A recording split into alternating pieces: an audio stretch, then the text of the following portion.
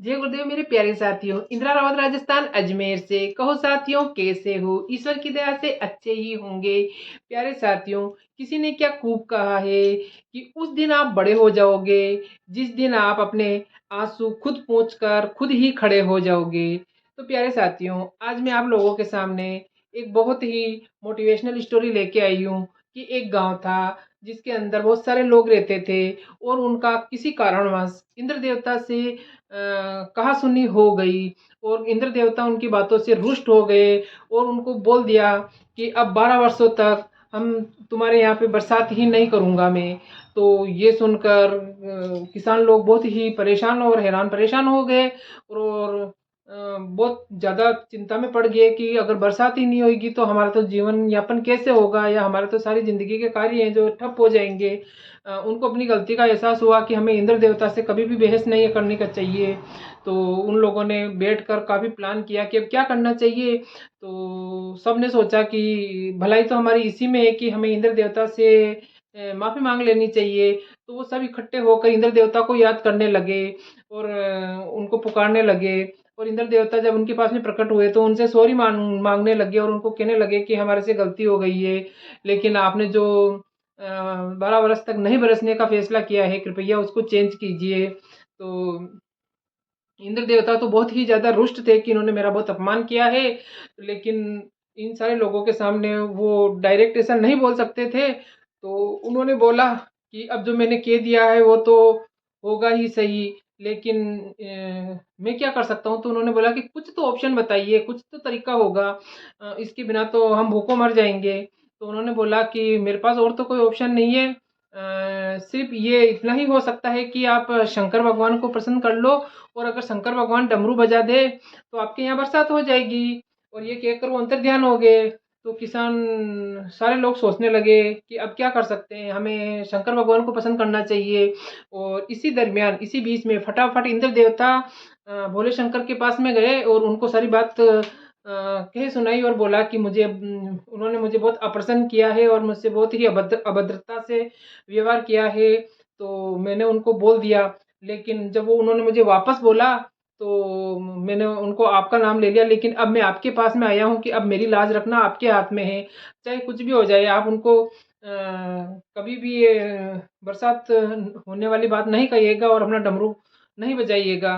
तो मैं उनसे बहुत ही गुस्सा हूँ, लेकिन अब मैंने उनको कुछ ना कुछ बात कह के टालना ही था, तो मैंने उनको बोल तो दिया, लेकिन अब आपके ऊपर है, मेरी इज़्ज़त आपके हाथ में रखनी है कि बरसात 12 वर्षों तक बरसात नहीं होनी चाहिए।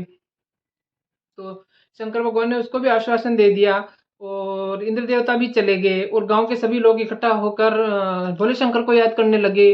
और भोले शंकर को याद करने के बाद में जब भोले शंकर उनके पास में प्रकट हुए तो भोले शंकर ने बोला कि मैं उसके आगे कुछ नहीं कर सकता हूँ, जब तक वो नहीं चाहेंगे मैं भी डमरू नहीं बजा सकता हूँ, क्योंकि मैं किसी की जो बात है उसके खिलाफ मैं नहीं जा सकता हूँ और देखते हैं और क्या होता है। तो ऐसा कह के वो भी अंतर्ध्यान हो गया। तो सभी लोग सोचने लगे कि अब क्या करना चाहिए और सभी की बहुत ही ज़्यादा परेशान और हैरान परेशान हो गए किसान लोग और अपने आप को कोसने लगे और एक दूसरे से कब बातचीत भी उनकी सबकी बंद हो गई और तनाव के अंदर रहने लगे। और तो फिर उन्होंने सोचा कि अब क्या किया जाए, लेकिन वो सभी सोचे कि बरसात तो आएगी नहीं, अब खेतों से मतलब क्या है। तो सभी अपने-अपने घरों में और अपने मकानों में बैठकर सोचने लगे कि अब क्या किया जाए। लेकिन एक किसान था जो रोज़ अपने खेत में जाकर अपने बैलों को भी ले जाता, अपने खेत में जाकर उस खेत में काम करने लगा कि कहीं ऐसा ना हो कि 10-12 वर्षों तक मैं अपना काम करना ना भूल जाऊँ। वो रोज़ नियम से उठता और अपने खेत में जाके काम करके वापस आता। तो लोग उसको देखकर हँसी उड़ाने लगे कि कितना पागल है कि बारिश तो 12 वर्षों तक ही नहीं आएगी और ये रोज़ जाके बिना मतलब में मेहनत करने लगा है। तो लेकिन उसको किसी की बातों से कोई भी फ़र्क नहीं पड़ा। वो रोज़ जाता और अपने खेत में काम करता, हल चलाता और उसको खेतों की सफाई करने में लगा रहता। तो ये बातें चल रही थी कि वो इंद्र भगवान को वो खुश करना चाहते थे और शंकर जी से डमरू बजवाना चाहते थे, लेकिन वो लोग भी राज़ी नहीं हो रहे थे। तो ये बात पार्वती मैया के कानों में पड़ गई और पार्वती मैया ने सोचा कि अच्छा ऐसा सब कुछ चल रहा है। तो वो भ्रमण करने के लिए निकली, तो उसने देखा कि एक किसान अपने खेतों के अंदर ऐसी कड़कड़ाती धूप में भी काम करे जा रहा है, काम करे जा रहा है, जबकि बरसात का तो कोई पता ही नहीं था। तो उसने सोचा कि ये ऐसा क्यों कर रहा है, तो उसने कोई दूसरा रूप धारण करके उसके पास में आई और उससे पूछा कि जब बरसात तो तुम्हारे गाँव में होने ही वाली नहीं है, तो तुम ये खेतों में काम करके क्या साबित करना चाहते हो? क्योंकि बरसात नहीं आएगी तो तुम्हारी मेहनत तो फ्री में जाएगी। तो उसने बोला कोई बात नहीं, वो तो सब मालिक की मर्जी है, लेकिन मैं अपना कर्म करना नहीं छोड़ सकता हूँ। मैं घर में बैठा-बैठा भी क्या करूँगा?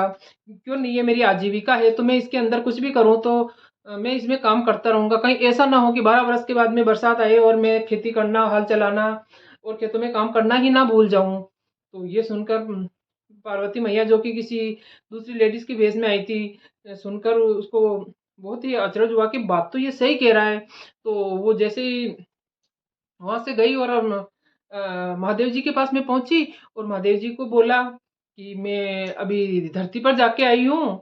तो वहाँ पर उस गाँव के सभी लोग तो बैठे हुए हैं, कोई भी खेतों-वेतों में काम नहीं कर रहा, लेकिन एक आदमी है जो कि रोज़ अपने खेतों में जाता है, काम करता है, थोड़ा बहुत ही करता है, लेकिन उसने अपनी मेहनत को बंद नहीं किया है। तो महादेव जी ने पूछा कि ऐसा क्यों? तो उसने बोला कि उसने ऐसे बोला कि बरसात तो चलो जब भी आएगी ठीक है, लेकिन मैं अपने कर्म करना नहीं छोड़ूँगा। कहीं ऐसा ना हो कि मैं खेती करना भूल जाऊँ और फिर बरसात आएगी तो भी मेरे किसी भी काम की नहीं रहेगी।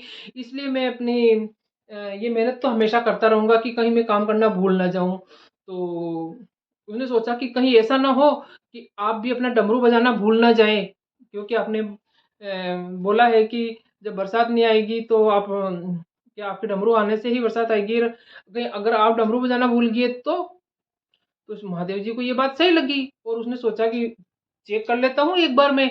उसने जैसे ही डमरू उठाकर अपने डमरू को चेक करने के लिए उसको बजाने की कोशिश की, जितने में डमरू बज गया। और जैसे ही डमरू बजा तो इंद्र देवता के कहे अनुसार बहुत ही खतरनाक बरसात हो गई।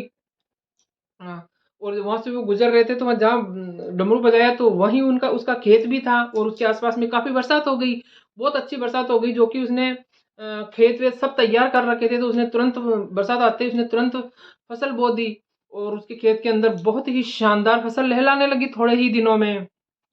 तो उसको इस चीज़ का फ़ायदा मिल गया कि मैं रात दिन मेहनत कर रहा था। तो ये दूसरे लोग देखकर आश्चर्य करने लगे कि इसके तो बहुत अच्छा हो गया है, लेकिन हमारे खेत में तो अभी कुछ भी तैयार नहीं किए हुए हैं, हमारे खेत तो बिल्कुल बंजर बन गए हैं।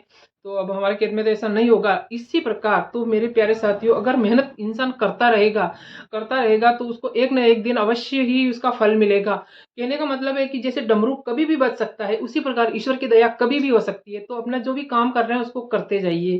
तो मेरे प्यारे भाइयों और बहनों, आपको ये छोटी सी कहानी कैसी लगी? अच्छी लगी हो तो लाइक कमेंट और शेयर कीजिए, नया है तो मेरे चैनल को सब्सक्राइब कीजिए। जय गुरुदेव।